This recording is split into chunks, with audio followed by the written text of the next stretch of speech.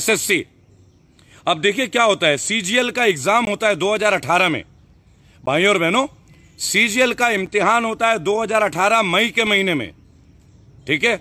जो टीयर 1 होता है, टीयर पार्ट 1, वो होता है 2019 में, मई 2019 में, और जो टीयर 2 है वो है सितंबर 2019 में, सितंबर 2019।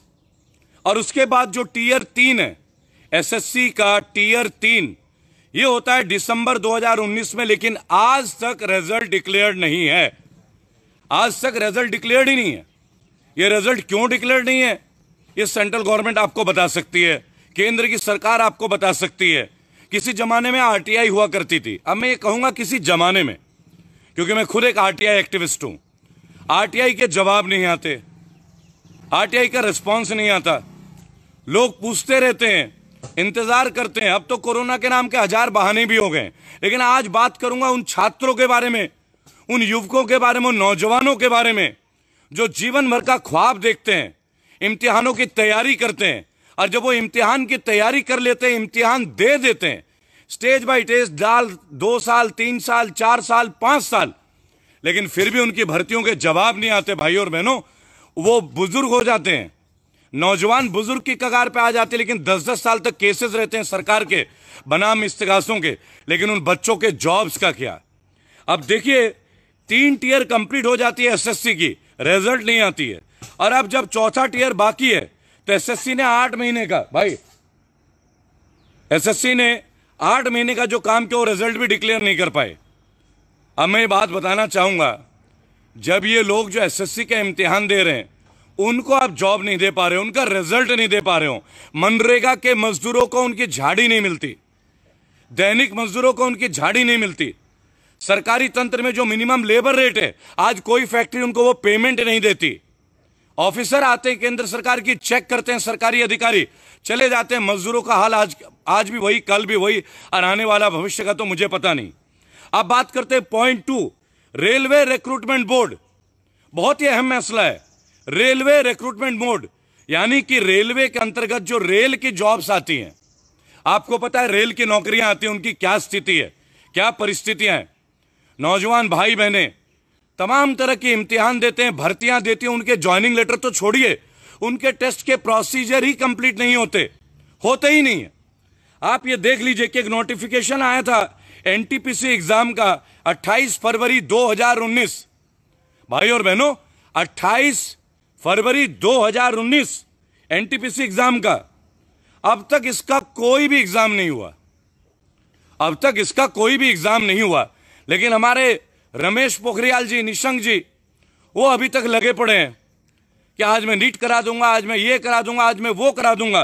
क्या कोई मुझे बता सकता है कि एनटीपीसी 28 फरवरी 2019 का रिजल्ट, जो एग्जाम होना तो वो एग्जाम आज तक क्यों नहीं हुआ?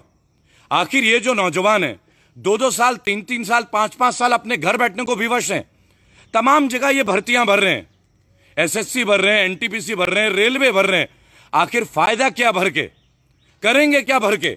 अगर ये करेंगे, इसी तरह भरकर इंतजार करेंगे, 18 साल के बच्चे की शादी हो जाती है 27 साल तक, लेकिन उसकी जॉब की कॉल लेटर नहीं आता है, कॉल लेटर आता है तो ज्वाइनिंग नहीं होती। और इसके बारे में हमारे माननीय मोदी जी, आपका शासन सुशासन कहीं भी काम नहीं करता। यहां पे अच्छे दिन नहीं आते हमारे नवयुवकों के, नौजवानों के, जो एग्जाम्स का अभ्यर्थी होते हैं, उनका भविष्य दांव पे लगा हुआ है। आप लोग केवल सरकार बदलने में लगे हैं, मध्य प्रदेश, उसके बाद राजस्थान, और पता नहीं कहां, जहां आपकी इच्छा हो, जहां भी बीजेपी नहीं है, आप यही काम करेंगे। भाई और बहनों देखिए, एसएससी एमटीएस टीयर 2 का एग्जाम 24 नवंबर 2019 को हुआ, इसका रिजल्ट आज भी रुका हुआ है। भाई कोरोना तो मार्च 25 से आपने लॉकडाउन किया है, ये रिजल्ट क्यों नहीं देते बच्चों के? आप इनकी रिजल्ट डिक्लेयर वही हो गया कि नदी के रेत में सोना का ढूंढने का अर्थ हो गया है आज की डेट में गवर्नमेंट जॉब। तमाम एम्प्लॉयमेंट एक्सचेंज, जितने भी एम्प्लॉयमेंट एक्सचेंज है, एक भी एक्सचेंज कार्यरत नहीं है, कहीं पे कोई जवाब नहीं मिलता। हम जैसे बागी जब आते हैं सड़कों पे इन मुद्दों को उठाने के लिए, तो गाड़ी का नंबर फ्लश कर दिया जाता है, गाड़ी रोक दो भाई। 3 महीने में 19 बार डिटेन कर देते हैं आप लोग हमें। क्यों भाई, हमने क्या जुर्म किया है? हम उन, देखो एक छोटी सी बात आज आपको कहता हूं, स्मृति ईरानी जी एक बार के लिए शिक्षा मंत्री बन जाती है, एक बहुत छोटा सा उदाहरण दे रहा हूं। स्मृति ईरानी जी शिक्षा मंत्री बन जाती है, लेकिन आपका अपना भाई gold medalist, university topper, Meerut university का सन 2000 के बैच का टॉपर हूं, उसके पश्चात गवर्नमेंट जॉब नहीं मिलती। मेरे भाई, अगर आप यूनिवर्सिटी टॉपर्स के साथ यह फैसला करते हैं, अगर आप नौजवानों के साथ यह फैसला करते हैं, आज 10 करोड़ से ज्यादा लोग रेबल सदानंद पति फाउंडेशन में जुड़े हुए हैं, मेरे यानी कि आपके संगठन में। हम लोग कभी भी सरकार के खिलाफ कोई गतिरोधों में नहीं रहते, लेकिन जो नौजवानों को मुद्दे हैं, आप मुझे देखते होंगे, मेरे कई सेमिनार्स इंटरनेशनल लेवल पे होते हैं। 18 साल का मेरा एक्सपीरियंस रहा है। वैक के लिए मैंने काम किया, वेस्ट अफ्रीकन एजुकेशन काउंसिल के लिए, और मुझे लगता है कि वक्त आ गया जब इस गवर्नमेंट पैटर्न को युवाओं के लिए हमें कहीं ना कहीं बदलने की जरूरत है। अभी जो एग्जाम्स के बारे में मैंने आपको बताया, एसएससी सीजीएल 2018 मई से इनका रिजल्ट, इनका एग्जाम पेंडिंग है। आप बताएं 2020 हो गया है, इनके एज क्राइटेरिया खत्म हो जाएगी, क्या फिर आप इनको दोबारा गवर्नमेंट जॉब्स में लेने का मौका देंगे? क्या इनको फिर से गवर्नमेंट जॉब्स मिलेगी? और ये तमाम लाखों के तादाद पे युवा हैं, हमारे भाई बहन हैं। तीसरी बात मैं आपको बताना चाहूंगा कि यूपी गवर्नमेंट ने, योगी सरकार ने बोला था कि हम लोग दारोगाओं की जॉब्स, स्टेशन ऑफिसर्स की जॉब, सब इंस्पेक्टर्स की जॉब हर साल करेंगे। क्राइम पे हम नंबर 1 है भाई और बहनों, क्राइम पे हम नंबर 1 है। और आप किसी भी चौराहे पे चले जाएं, पुलिस की संख्या अत्यंत कम है। आप उसका नतीजा उत्तर प्रदेश में देख सकते हैं। उसके बावजूद पुलिस की भर्तियां नहीं होती। आप पुलिस की भर्तियां नहीं करेंगे तो अपराध को आप नियंत्रित कैसे करेंगे? यह शोध का विषय है भाई और बहनों। PCSJ, public service commission, judiciary, कुछ चीजें तो मेरे अंदर ऑलरेडी फिटेड है, क्योंकि मेरे परिवार के बहुत सारे सदस्य हैं जो एग्जाम्स देते हैं। आज आप उनको बोलते कि स्टेट पीसीएसजे को भी आप सेंटर में लेके आ जाएंगे। हर स्टेट के कायदे कानून अलग है, भूमि के नियम अलग है, रेंट टैक्स अलग है। How can you merge all the things together? आपकी प्लानिंग्स नहीं है। योजना आयोग को नीति आयोग में कन्वर्ट कर देते हैं। आप एक बात समझिएगा, मैंने अभी मुनव्वर राणा जी का एक इंटरव्यू देख रहा था। उन्होंने बोला कि अकबर जाहिल थे, पर अकबर के पास नवरत्न तो थे, बीरबल थे, तानसेन थे। ठीक है, अकबर अनएजुकेटेड थे, पर उनके पास नवरत्न थे। मोदी जी, आपके नवरत्न कौन है? आप एक 12th पास को शिक्षा मंत्री बनाते हैं, and that lady goes to deal with the PhD scholars in CBSE. What are we people suppose to do? मेरा पर्पस कभी भी वीडियो वायरल करने का नहीं होता। मैं तो आपको वो सूचना देना चाहता हूं जिससे कि आप प्रॉपर तरीके से वर्क करें। Your bad governance should be transformed into good governance. That is what rebel Sadanand Pati believes. और मेरे तरह 10 करोड़ रेबल अब तैयार हैं। मैं कोई राजनीतिक संगठन का हिस्सा नहीं, कोई करोड़पति बाप का औलाद नहीं, लेकिन देश विदेश में जहां भी जाता हूं लोग सुनते हैं, सेमिनार्स आयोजन होते हैं आप लोगों के लिए, हमारे देश के लोगों के लिए। अभी मैंने बहन सुनीता यादव का मुद्दा उठाया था, गुजरात पुलिस में जिनको निष्कासित किया गया। परसों में मथुरा में उन मजदूरों के साथ था जिनकी डेथ हो गई एक्सीडेंट में, नैती अस्पताल में। क्या ये पॉलिटिकल है? आपको समझना होगा कि जॉब्स का मैटर क्या है। चलिए अब एक काम करते हैं, असम के ऊपर बात करते हैं। हिंदुस्तान पेपर कॉर्पोरेशन, ये एक यूनिट है जो काचारा नगांव में पेपर मिल है, पीयूसीयू की पब्लिक सेक्टर अंडरटेकिंग की हैवी इंडस्ट्रीज है। 45 महीने से इनके कर्मचारियों को वेतन नहीं मिला है, पेमेंट नहीं मिला है। आखिर ये तनख्वाह क्यों नहीं मिलती? आखिर ये तनख्वाह क्यों नहीं मिलती? ये बात आप समझिएगा, आपको एक बार सोचना होगा। ये तमाम जो बेरोजगार युवा हैं, कोई बीटेक करके बैठा है, एमबीए करके बैठा है। आपके देश में जो क्राइम का ग्राफ बढ़ रहा है, बड़े बड़े एजुकेटेड बच्चे पकड़े जा रहे हैं क्राइम में, अपने घर से प्रेशर होता है इनको। मैंने अभी कुछ दिन पहले वेस्ट अफ्रीकन एजुकेशन काउंसिल के साथ एक मीटिंग की थी। वहां एक छोटा सा क्लॉज लगा के आया था, the people are spending million of rupees for their education, and after their education they're not getting a bunch of rupees as a pay scale. What they are supposed to do? क्या कर सकते हैं वो लोग? आप ये सोचिएगा। और कुछ भक्त लिखते हैं कि सबको सरकारी नौकरी मिलेगी। अरे सबको सरकारी नौकरी नहीं मिलेगी, लेकिन क्या स्मृति ईरानी जैसे को सरकारी पद मिलेगा? आपको ये समझ में नहीं आती क्या? चलिए एक और बात करते हैं। 45 महीने से हिंदुस्तान पेपर कॉर्पोरेशन नगांव वालों को पीएसयू के अंदर है, तनख्वाह नहीं मिलती। अब बात करते हैं फॉरेन ट्रिब्यूनल असम के बारे में। 1600 कैंडिडेट 11 महीने से अपॉइंटमेंट का इंतजार कर रहे हैं। 19 सितंबर 2020 तक इनकी वैलिडिटी है। दोबारा बोलूंगा, 1600 candidates of Foreigner Tribunal Assam has been waiting for 11 months for their appointment letter. Modi ji, what are they supposed to do? Are they supposed to do suicide? क्या ये आत्महत्या कर लेंगे क्या? 2-2 साल से इंतजार कर रहे हैं. सितंबर में उनकी वैलिडिटी खत्म हो रही है. सितंबर 2020 में इनकी वैलिडिटी खत्म होती है. अगर इनकी वैलिडिटी खत्म होती है, इनके जॉब का ग्राफ क्या रह जाता है? You have to understand a very simple thing. आप ही इनके एग्जाम कराते हैं, आप ही इनके एग्जाम्स कंडक्ट कराते हैं, टेस्ट कराते हैं, अपॉइंटमेंट देते नहीं है. सिलेक्शन कैसे होगा इन लोगों का? आप बोलते they have been selected. So when will they go for the jobs? That an answer is been expected from your good governance. अगर गुड गवर्नेंस है तो. अब यूपीएसएससी की बात करते हैं. 2016 में उत्तर प्रदेश में सर सहायक कोषागार लेखाघर की बात थी, इनके जॉब्स की बात थी. अब आप मुझे बताएं, सरकार ने इनके 2 बार इंटरव्यू करवा लिए. 2 बार उत्तर प्रदेश सरकार में यूपीएसएससी 2016 में 2 बार इंटरव्यू हो गए. इसके बावजूद आप उसका परिणाम नहीं देते. मैं आपको जुडिशरी की बात बताता हूं.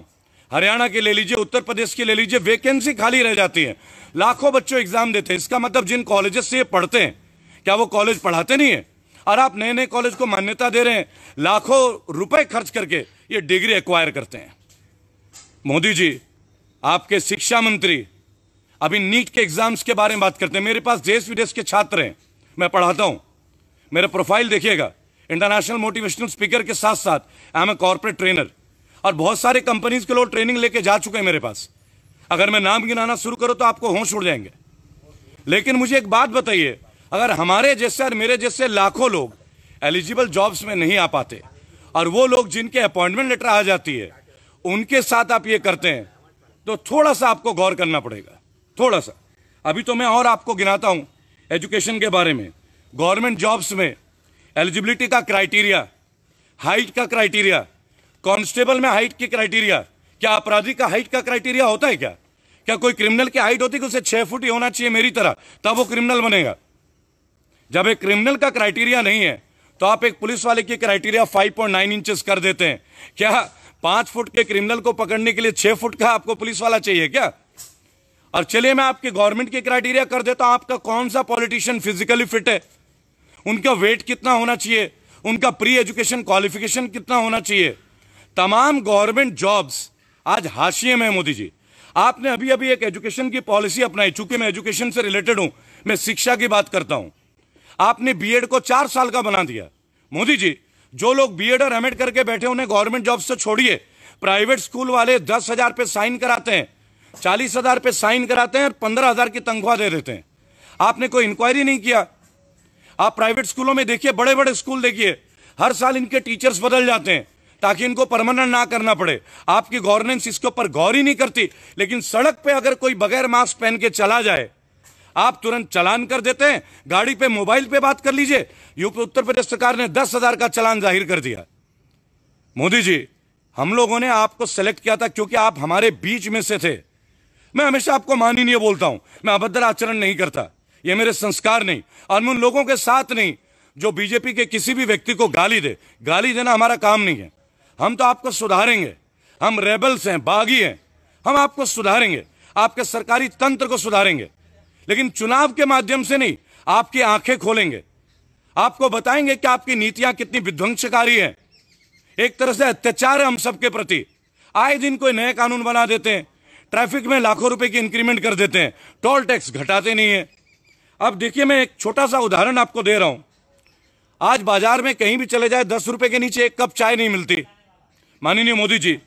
लेकिन इंडियन पार्लियामेंट के कैंटीन में चाय 1 रुपए, सूप 5.5 रुपए, दाल 1.5 रुपए, चपाती यानी कि रोटी 1 रुपए, चिकन 24.5 रुपए, डोसा 4 रुपए, बिरयानी 8 रुपए, मच्छी 13 रुपए. ये सब चीजें केवल गरीब के लिए हैं, लेकिन मिलती है इंडियन पार्लियामेंट में. What a surprise. ये जो आपको मैंने बताया, दोबारा सुनिए. चाय 1 रुपए, सूप 5.5 रुपए, खाना 2 रुपए, दाल 1.5 रुपए, चपाती 1 रुपया, चिकन 24.5 रुपए, डोसा 4 रुपए, बिरयानी 8 रुपए, मच्छी 13 रुपए, ये सब गरीब के लिए है। और ये तमाम गरीब इंडियन पार्लियामेंट में जाते हैं कैंटीन में, जिनकी 1.5 लाख रुपए की तनख्वाह है और इनकम टैक्स 1 रुपए का नहीं देते हैं। What a jurisdiction Modi ji, कितनी बढ़िया अच्छे दिन आपने हमें दिए हैं। आपने उनकी सैलरी हाइक कर दी, पेंशन बढ़ा दिया। एक पार्षद अगर एमएलए बनता है तो 2-2 पेंशन, अगर वो एमपी बन जाता है तो 3 पेंशन। और 40 साल नौकरी करने वाला पुलिस का व्यक्ति, आपके मिलिट्री के आदमी, पैरामिलिट्री फोर्स का व्यक्ति, आंगनवाड़ी के व्यक्ति, उनको पेंशन नहीं। इनके सच्चा, इसका मतलब देशभक्ति ये लोग नहीं करते। आप जैसे लोग कुर्ता पजामा पहन के पार्लियामेंट में जाके सच्चे देशभक्त कहलाते हैं और फिर आप बोलते हैं कि आप स्वामी विवेकानंद के शिष्य हैं। बहुत दुख होता है मुझे मोदी जी। सौभाग्य से मेरे पिता का नाम भी श्री विवेकानंद है और मेरे दोनों भाई रामकृष्ण मिशन विवेकानंद स्कूल से पढ़े हुए हैं। मैं खुद सेंट मेरीज का हूं और मैं जानता हूं सादगी क्या होती है। मैं जानता हूं लोगों के लिए बोलना क्या होता है, लोगों के विचारों के लिए लड़ना क्या होता है। मेरे दादा बागी थे, स्वतंत्रता सेनानी थे। आज भी एक घर नहीं बना पाए थे, पुराना सा घर है मेरे गांव में, आपकी जानकारी के लिए। और आपके डिफेंस मिनिस्टर, आपके गृह मंत्री, उनका बेटा बीसीसीआई का बन जाता है। कितनी प्रॉपर्टी है बताने की जरूरत नहीं है, लेकिन फिर भी आप अच्छे बने रहते हैं, अच्छे दिन लेके आते हैं। आपने देखा होगा मन की बात, 1.5 लाख डिसलाइक थे आपके 1 घंटे के अंदर, 1.5 लाख। भाइयों और बहनों, इस वीडियो के माध्यम से मैं एक दरख्वास्त करूंगा आप सबसे कि कृपया करके कोई भी मुख्यमंत्री जी को, प्रधानमंत्री जी को और कोई भी आला अधिकारी को गाली गलौज ना करें। ये हमारे सभ्यता संस्कार नहीं है। जो लोग ऐसा करते हैं मैं उनके साथ नहीं खड़ा हो सकता। मैं अपनी बात रखूंगा, दमदार रखूंगा, समाधान करके दिखाता हूं। जिस अस्पताल में गया था वहां उनकी फीस भी माफ करा रहा हूं। 15 लोग मारे गए थे परसों मथुरा नैती अस्पताल में। नीरा राडिया जी बहुत बड़े समाज सेवी है, निजी तौर पे संगठन से बात हो रही है, उनका मेडिकल बिल घटा रहा हूं। गरिमा चौधरी के इंसाफ के लिए पुलिस वाले सुन रहे हैं। अगर आप अच्छे मन से कोई कार्य करेंगे उसका रिजल्ट आपको जरूर मिलेगा। और मैं भारतीय हूं, भारतीयता की बात करता हूं, ब्राह्मण बाद में हूं, हिंदू बाद में हूं। हिंदू मुसलमान की मैं जिक्र नहीं करता। इस वक्त railway recruitment board, NTPC exam, SSC के उन तमाम बच्चों के लिए, यूपीएससी के उन तमाम बच्चों के लिए, नीट के उन अभ्यर्थियों के लिए, मेरे छोटे अनुज और मेरी बहनों के लिए मैं ये आगाज करता हूं। और आगाज करता हूं कि आप ये बात को रियलाइज करें कि सरकार के जो कान आज बंद हो रहे हैं उस कान को दोबारा खुलवाएंगे, उनके दरवाजे खिड़की ओपन करेंगे, उनको सुधारेंगे। और एक बात और, अब सड़कों पे आने का वक्त है। अगर आप घर पे बढ़े रहेंगे और घर के अंदर बैठे रहेंगे कुछ भी नहीं होने वाला। ना कुछ इंसाफ होगा, ना आपको फैसले मिलेंगे। आपको आना होगा सड़कों में। अगर ये जेल में डालेंगे, जेल के दरवाजे खुले होने दीजिए, इनके जेल कम पड़ जाएंगे, हमारी संख्या बढ़ती जाएगी। वैसे भी जेल में 2 करोड़ लोग नहीं भर सकते, मेरे तो संगठन में 10 करोड़ लोग जुड़ चुके हैं भाई और बहनों।